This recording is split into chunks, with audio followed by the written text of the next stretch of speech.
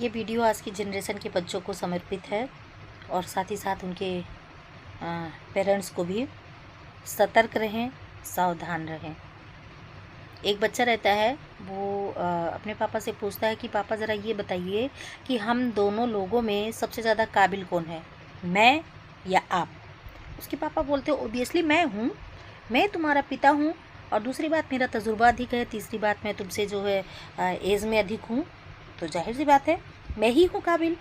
बच्चे ने कहा ठीक है। कुछ देर वो सोचता रहा, चुप रहा। उसके बाद उसने बोला कि पापा एक सवाल पूछूं आपसे। पापा ने बोला हाँ हाँ पूछो, बिल्कुल जवाब दूंगा मैं। बच्चे ने पूछा पापा ये बताइए अमेरिका की खोज किसने की। तो उसके पापा बोले कि कोलंबस ने की, पता है मुझे। बच्चे ने कहा अच्छा। फिर थोड़ी देर चुप रहा। कहा एक बात बताइए पापा, जब अमेरिका की खोज कोलंबस ने की तो उसके पिताजी क्या कर रहे थे।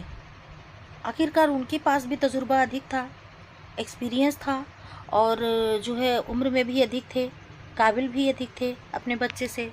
वो क्यों नहीं खोज लिए। ध्यान दीजिएगा, सावधान रहिए, सतर्क रहिए आज की जनरेशन के बच्चों से।